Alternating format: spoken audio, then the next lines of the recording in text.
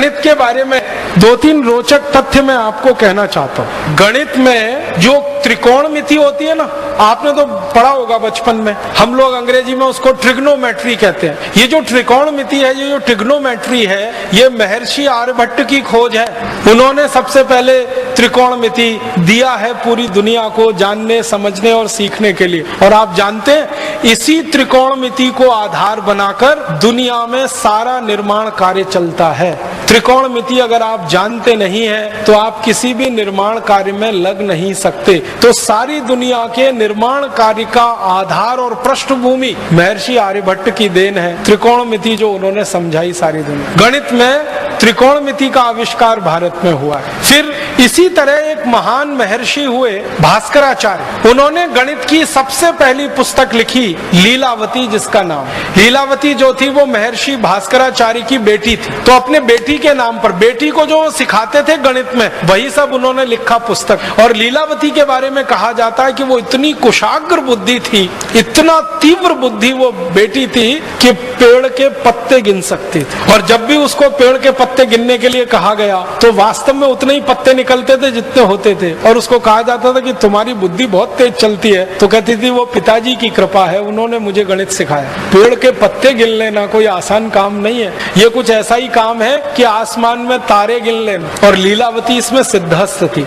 उस लीलावती के नाम से पुस्तक प्रकाशित हुई, महर्षि भास्कराचार्य की गणित की पहली पुस्तक।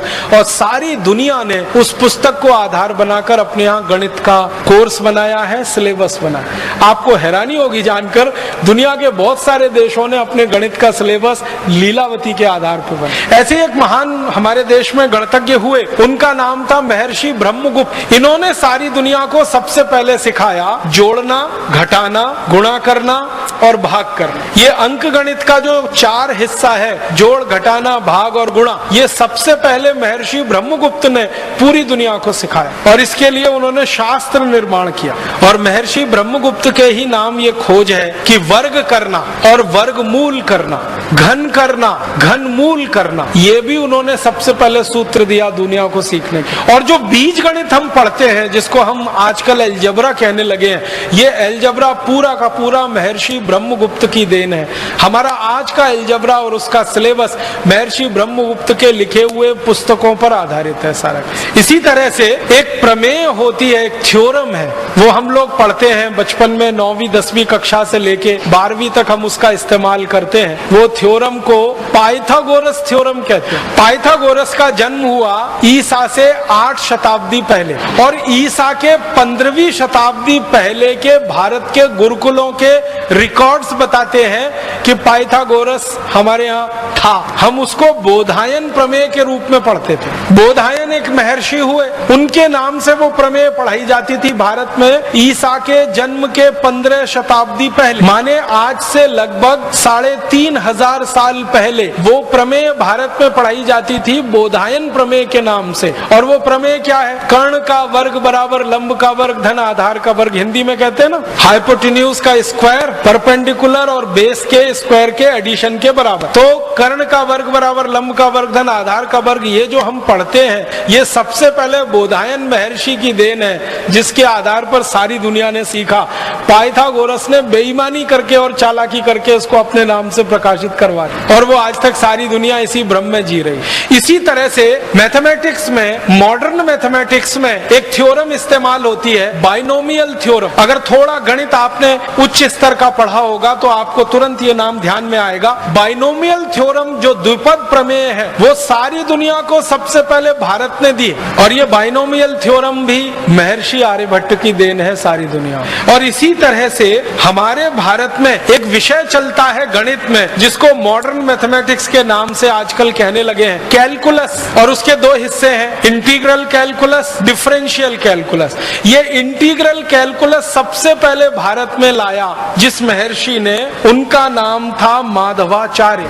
और डिफरेंशियल कैलकुलस पूरी दुनिया को सिखाया जिन महर्षि ने, उनका नाम था भास्कराचार्य। डिफरेंशियल कैलकुलस का आज का पूरा सिलेबस भास्कराचार्य जी की पुस्तक को सामने रख लो तो समझ में आ जाए। और माधवाचार्य जी की जो गणित की पुस्तक है उसको पढ़कर डिफरेंशियल वो इंटीग्रल कैलकुलस पढ़ो, बिल्कुल साफ समझ में आ जाए। और गणित में सबसे ज्यादा शोध दुनिया में हुआ है तो वो भारत के बाद दूसरे नंबर पर सबसे बड़े गणितज्ञ माने जाते हैं दुनिया में, वो फ्रेंच लोग हैं। फ्रांसीसी लोग इस बात को स्वीकार करते हैं कि गणित अगर हमने सीखा है और दुनिया ने सीखा है तो वो भारत से सीखा है। और गणित की जो मूल बात है 0, 1, 2, 3, 4, 5, 6, 7, 8, 9 जिसको हम नंबर सिस्टम कहते हैं, ये सारी दुनिया को भारत की देन। और आपने मेरे व्याख्यान के पहले वो जो गीत सुना, जब 0 दिया मेरे भारत ने, वो सच है। सारी दुनिया को 0, फिर 1, फिर 2, फिर 9 तक की गिनती हमने सिखाई। और जो गिनती सिखाएगा वही गणित बनाएगा। गणित तो उसी को आएगा जिसको गिनती आएगी। जिन्होंने गिनती गिनी है और जिन्होंने गिनती पढ़ी है वही गणित बना सकते हैं और गणित सिखा सकते हैं। तो भारत ने सारी दुनिया को गिनती दी है, गणित दिया है, गणित के सूत्र दिए हैं। और कुछ गणित के सूत्रों के बारे में तो आप सब जानते हैं।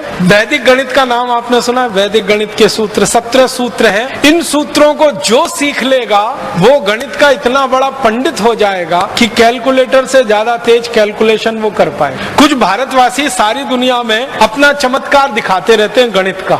एक बहन जी है, एक माता जी है, नाम नहीं लेना चाहता उनका, आप सब समझ जाएंगे 1 मिनट में। वो पूरी दुनिया में प्रवास करती हैं और बड़े बड़े शो करती हैं। लाखों रुपए उस शो के वो लेती हैं। एक एक व्यक्ति उस शो में जाए तो हजारों रुपए की टिकट खरीदता है, डॉलर्स में खरीदता है। और वो माताजी सबको यही बताती हैं गणित के सूत्र, और चमत्कारिक तरीके से बताती है। 10 अंक का कुछ संख्या लिख दो और 10 अंक की एक संख्या लिख दो, दोनों का गुणा कर दो। कैलकुलेटर जितनी देर में बताएगा वो माताजी उसके पहले बता देती है। और लाखों डॉलर बरसते हैं उनके ऊपर। वो कुछ भी नहीं है, वैदिक मैथमेटिक्स के सूत्र हैं। कोई सीख लेगा तो वो बता देगा, उसमें कौन सी खास बात है।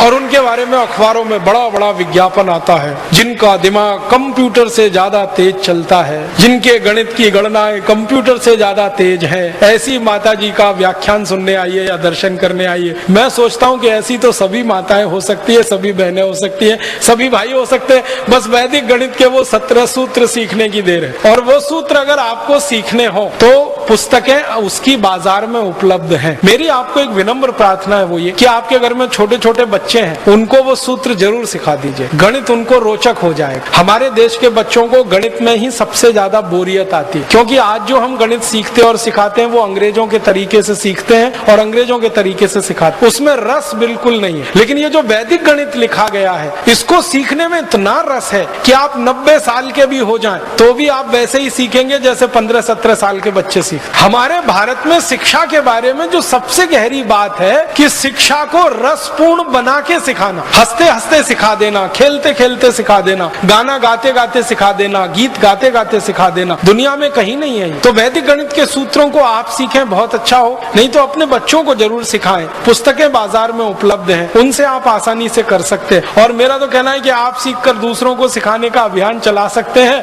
कम से कम ये जो तिलिस्म बना हुआ है 2-3 लोगों के नाम पर कि वो गणना करते हैं कंप्यूटर से ज्यादा तेज, वो भाई हो या बहन कंप्यूटर से तेज गणना कर सकता है अगर वैदिक गणित के ये सूत्र सीख लें।